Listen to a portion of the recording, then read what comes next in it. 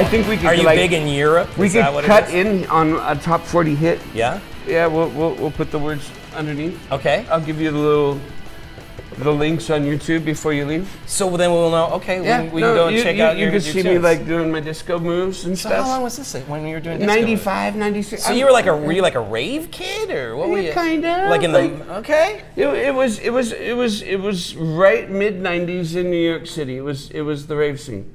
I was a DJ. Okay. And I was also a percussionist, but I was also signed to BMG in a band. What was the name of the band? 5NY, 5 Kids in New York. Okay. But we were also doing a TV series about the band that was also picked up by local television stations all through Europe. Wow. And it was the first making of the band. Oh my God. Like Let's talk about the beer. No. Let's go back to We'll get back to that. We'll get back to that. Okay. But not only are you a brewer, you single-handedly invented reality television. Oh, Jesus Christ. Yes, maybe. Sort of. I mean, no offense, Jesus. Yes. We're big fans. Okay. So, you started out in music.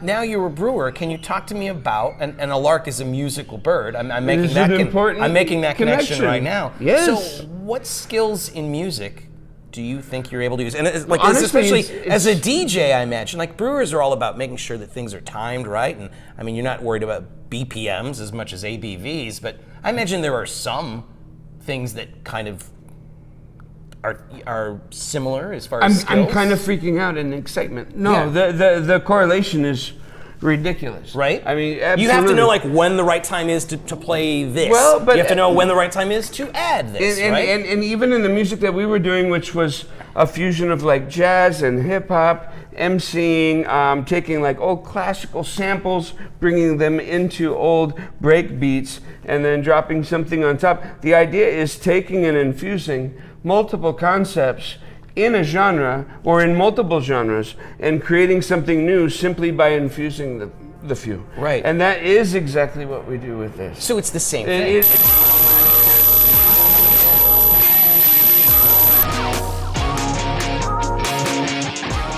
So what would be on my playlist?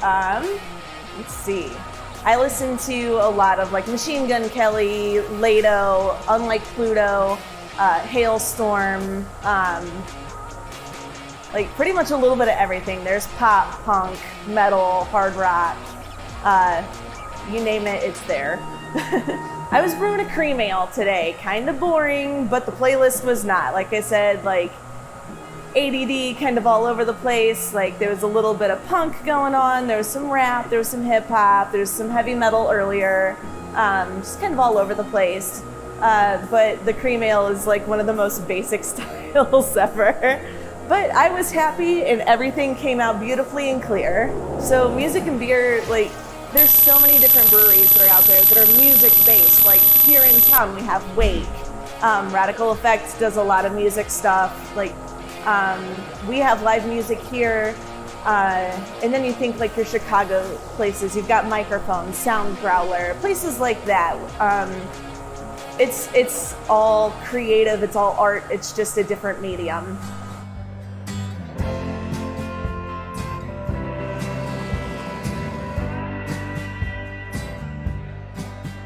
For instance, what are these beauties in front of us here? Well, the fun part about that is that's just because of one of our favorite bands of all time. Okay, now this is the Widespread Wit. That is Widespread Wit. Right. And now, unofficially tied into one of your favorite bands of all time. Unofficially, absolutely. Are they aware of it? There is nothing that is similar with the artwork in this compared to any of them whatsoever. The band that you're talking about, that I'm not going to mention, I'm certain they'd be very cool with it. I hope so, but their attorneys might not. Right, no, that's the thing, though. They would be cool with it. Absolutely. But someone who works for them might be like, hey, guys. But no, this is the Widespread Wit. And, of course, the band we're talking about is Whit Witterson and the Wits, who are just fantastic. You should check them out. They're a jam band out of, I believe, Athens, Georgia, right? Absolutely. Yeah. Whit Witterson and the Wits, they're fantastic.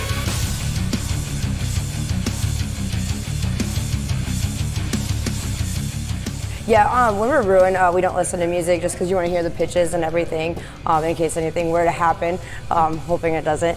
But no, more or less listen to a lot of heavy metal, Five Finger Death Punch, Disturb, Chevelle, when I'm like down there kegging, cleaning, just kind of keep the rhythm going and just stay upbeat. Right now I've got the 2000s rock on Spotify while I was down there actually today, setting up for the order for next week. I mean, I think like even when we have like live music here, people just kind of want to enjoy that, you know, while you're sipping on some suds. You can't go wrong. I mean, music always is very inspirational for, I mean, any artist, especially like in the craft world too. I mean, we're definitely some, you know, type of artists coming up with different crafts and new ideas. All right, before we get into the playlist question, Kyle, what's this character's story? You know, I don't know the full story. I believe a customer brought it in. Then make one up, Kyle.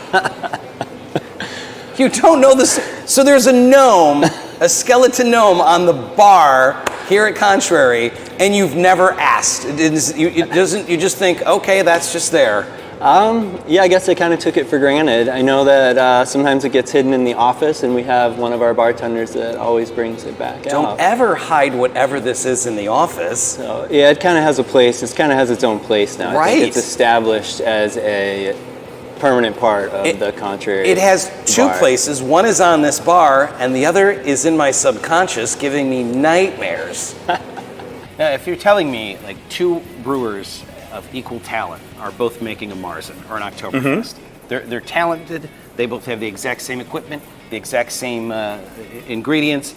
And if you tell me one of them was listening to polka music and the other was not, I would gravitate towards the guy who was listening to polka music while he was making it. Because he has it in his heart. Do you see what I'm saying? I mean, it's in his soul. It's, you know, it brings everything out. You know, if you're listening to Willie Nelson on Oktoberfest Day, then maybe your mind's not where it's supposed to be for that day.